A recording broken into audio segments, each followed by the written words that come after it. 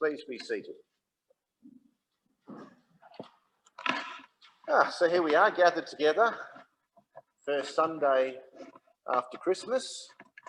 Today we hear the story of Simeon, called by the Spirit into the temple to meet the baby Jesus. Simeon is described as a righteous and devout man. A man who dedicates his whole life to waiting for the Messiah. So I think in Simeon, we see a man of faith, a man of great faith, a man of patience. In the words of our reading, there was a man in Jerusalem named Simeon, righteous and devout. It had been revealed to him by the Holy Spirit that he would not see death until he had seen the Lord's Messiah.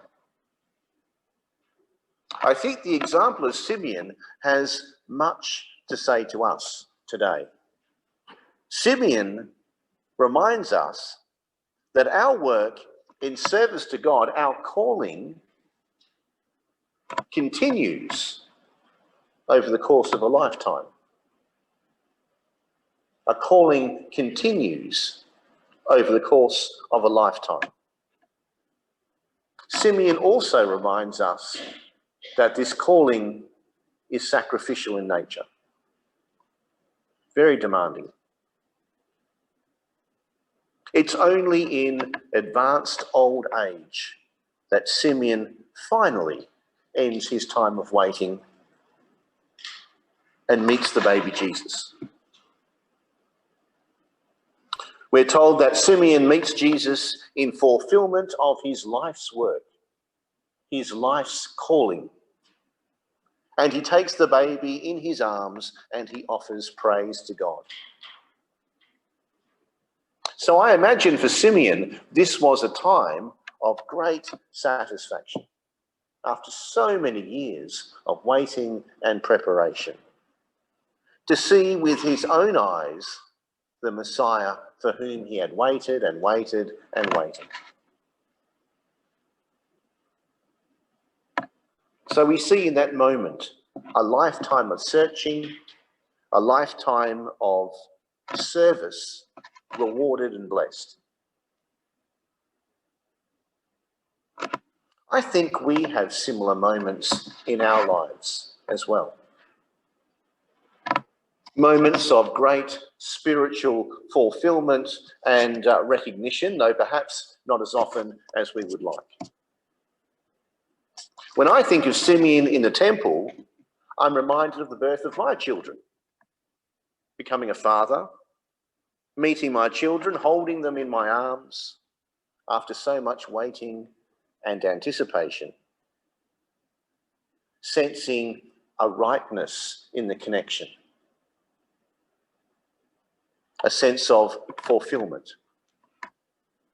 I was born to be a father. It's part of my calling.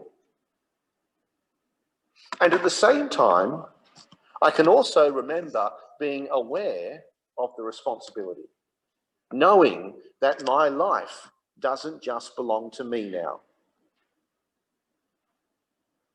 My life belongs to my family. It belongs to my children. I imagine this is what Simeon felt in the temple, holding the baby Jesus, connected. I imagine there was joy and fulfillment and awe. I experienced something similar on my wedding day. When Annette and I were married, there was a sense of rightness. There was a sense of connection, knowing that my life no longer belonged just to myself.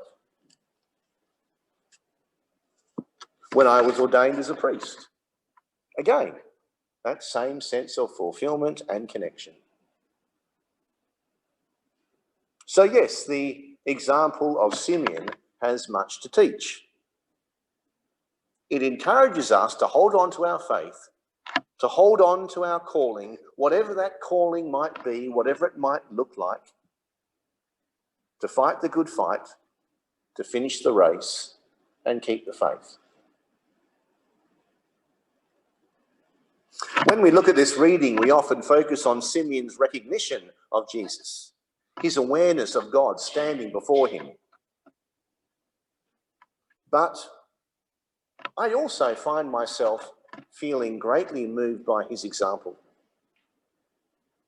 by his consistent dedication to his calling.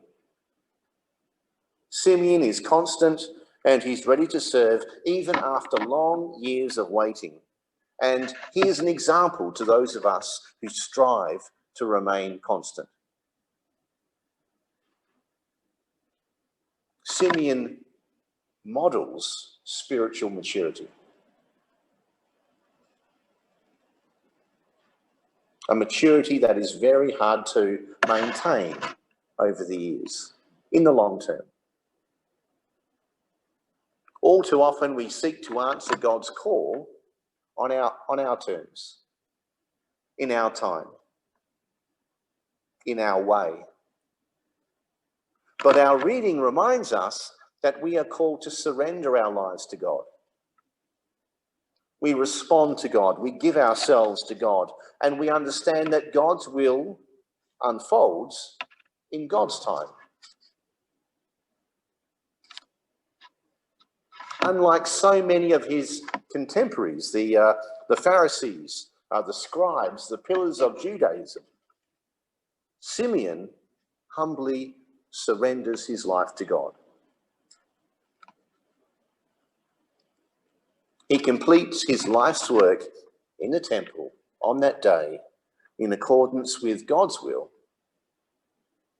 in God's time, honouring God's way. And there are probably a few people living in the world today that could make that claim. But I wonder how long that list would be, that list of people. I often talk about Mother Teresa. She lived this way, I think, offering food and shelter to the poor and the homeless living in the slums of Calcutta over many years. Albert Schweitzer, Dietrich Bonhoeffer, Nelson Mandela. These are people who seem to model steadfast and constant faith. People who have surrendered the long years of their lives to God. So today, as we meditate and reflect on the great faith of Simeon, I pray that we too will come to know the satisfaction of fulfillment. As we see God's will, God's way, reflected in our ministry. So yes, Simeon is truly a remarkable man of faith, an example to us all. The Lord be with you. Let us now pray for the world and for the church and thank God for God's goodness.